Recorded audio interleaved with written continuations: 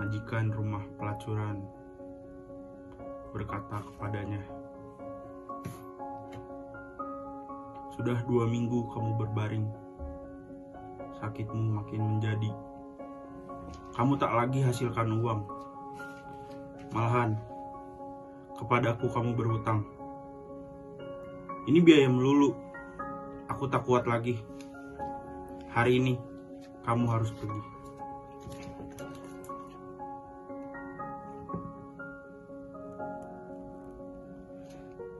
Malaikat penjaga Firdaus, wajahnya tegas dan dengki, dengan pedang yang menyala menuding kepadaku. Maka darahku terus beku. Maria Zaitun namaku, pelacur yang sengsara, kurang cantik dan agak tua.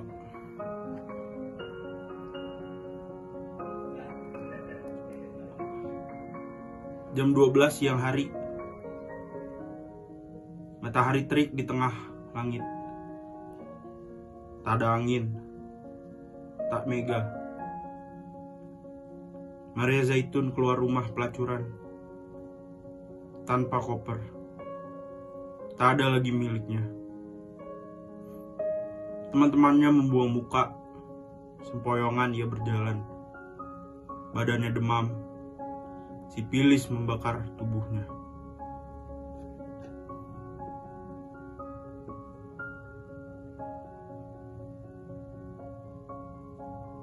Penuh borok di kelangkang,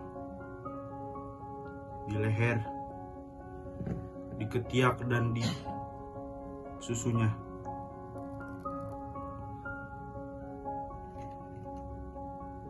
Matanya merah, bibirnya kering, gusinya berdarah. Sakit jantungnya kambuh pula. Ia pergi kepada dokter. Banyak pasien lebih dulu menunggu. Ia duduk di antara mereka. Tiba-tiba orang-orang menyingkir dan menutup hidung mereka. Ia meledak marah. Tapi buru-buru juru rawat menariknya. Ia diberi gerakan terlebih dahulu, dan tak ada orang yang memprotesnya. Maria Zaitun, "Utangmu sudah banyak padaku," kata dokter. "Ya," jawabnya. "Sekarang uangmu berapa?" "Tak ada." Dokter geleng kepala dan menyuruhnya telanjang. Ia kesakitan waktu membuka baju, sebab bajunya lekat di borok ketiaknya. "Cukup," kata dokter. Dan ia tak jadi meriksa.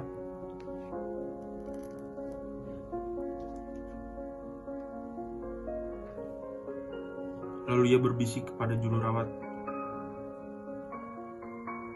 "Kasih ia injeksi vitamin C." Dengan kaget juru rawat berbisik kembali. "Vitamin C? Dokter, paling tidak ia perlu Salvarzan." "Untuk apa? Ia tak bisa bayar. Dan lagi sudah jelas ia hampir mati. Kenapa mesti dikasih obat mahal yang diimpor dari luar negeri?" Malaikat penjaga Firdaus, wajahnya iri dan dengki, dengan pedang yang menyala menuding kepadaku.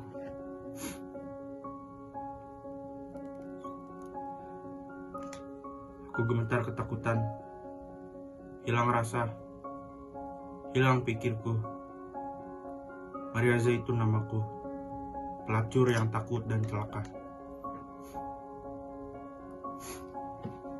Jam 1 siang, matahari masih di puncak. Maria Zaitun berjalan tanpa sepatu, dan aspal jalan yang jelek mutunya lumer di bawah kakinya. Ia berjalan menuju gereja. Pintu gereja telah dikunci karena khawatir akan pencuri. Ia menuju pastoran dan menekan bel pintu. Koster keluar dan berkata, "Kamu mau apa? Pastor sedang makan siang dan ini bukan jam bicara."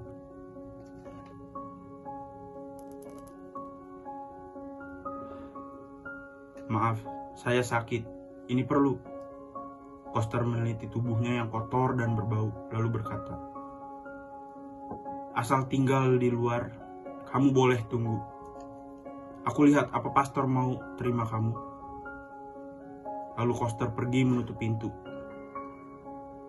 Ia menunggu sambil belingsatan dan kepanasan. Ada 1 jam baru pastor datang kepadanya setelah mengorek sisa makanan dari giginya. Ia nyalakan cerutu lalu bertanya, "Kamu perlu apa?" Bau anggur dari mulutnya. "Selopnya dari kulit buaya." Maria Zaitun menjawabnya, "Mau mengaku dosa. Tapi ini bukan jam bicara. Ini waktu saya untuk berdoa.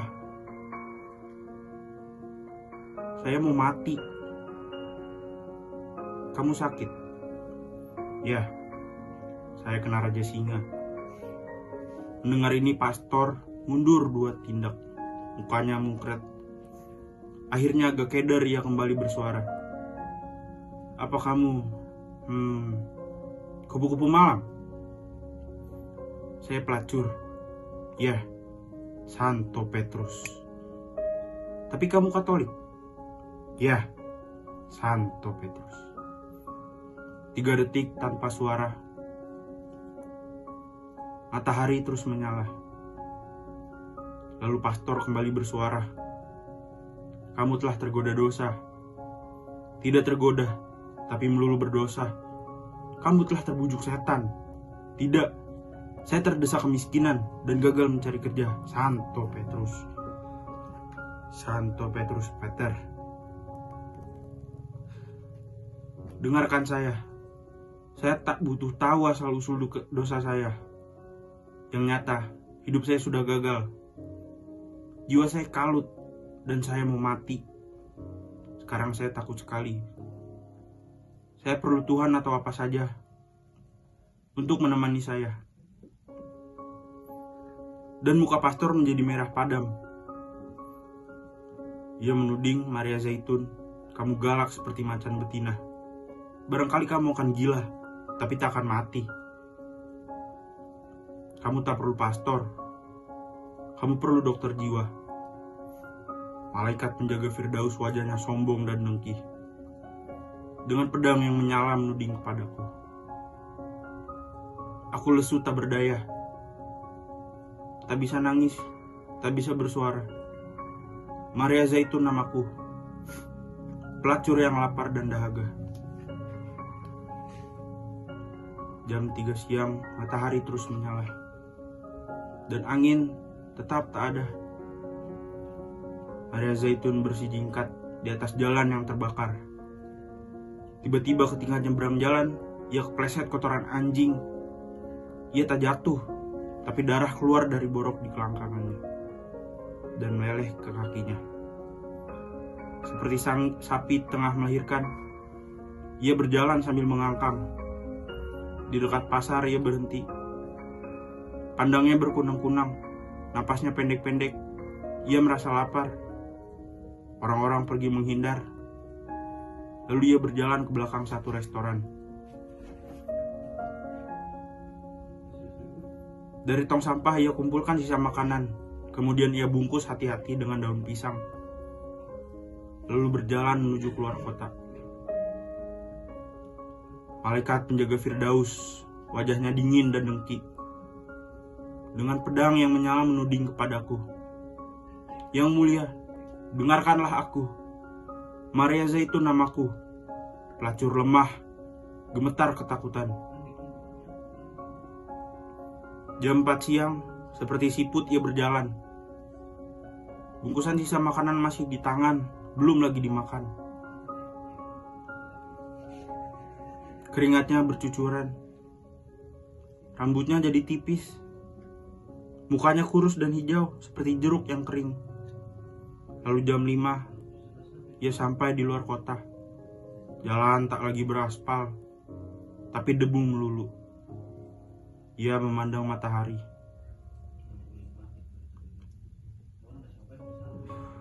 Dan pelan berkata, "Berdebah." Sesudah berjalan 1 kilo lagi, ia tinggalkan jalan raya dan berbelok masuk sawah, berjalan di pematang. Malaikat penjaga Firdaus, wajahnya tampan dan dengki, dengan pedang yang menyala mengusirku pergi. Dan dengan rasa jijik, ia tusukkan pedangnya perkasa di antara kelangkanganku. "Dengarkan yang mulia, Maria Zaitun namaku.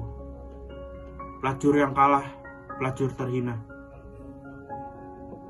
Jam 6 sore, Maria Zaitun sampai ke kali.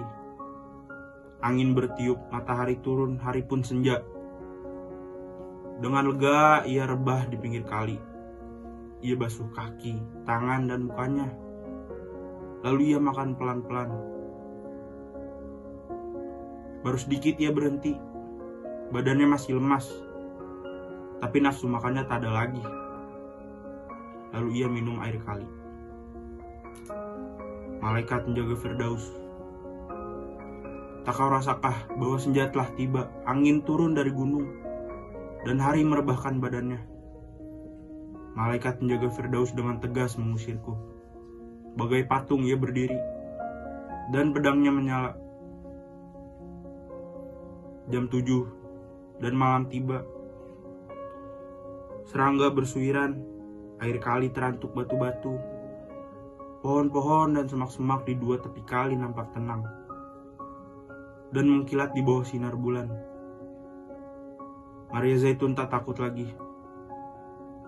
Ia teringat masa kanak-kanak dan remajanya, mandi di kali dengan ibunya, memanjat pepohonan, dan memancing ikan dengan pacarnya. Ia tak lagi merasa sepi dan takutnya pergi.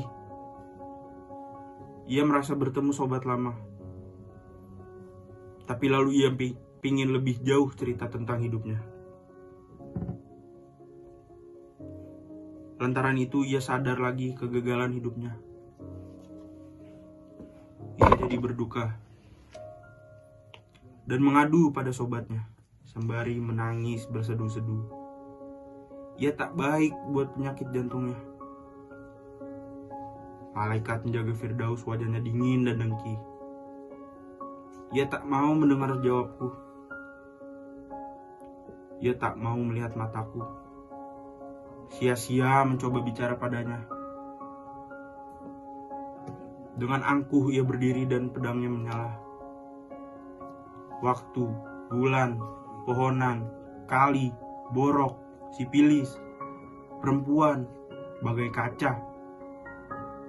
Kali memantul cahaya gemilang, rumput hilang berkilatan bulan. Seorang lelaki datang di seberang kali. Ia berseru, "Maria Zaitun, engkaukah itu?" "Iya," jawab Maria Zaitun keheranan. Lelaki itu menyeberang kali. Ia tegap dan elok wajahnya. Rambutnya ikal dan matanya lebar. Maria Zaitun berdebar hatinya. Ia seperti pernah kenal lelaki itu. Entah di mana. Yang terang tidak diranjang. Itu sayang.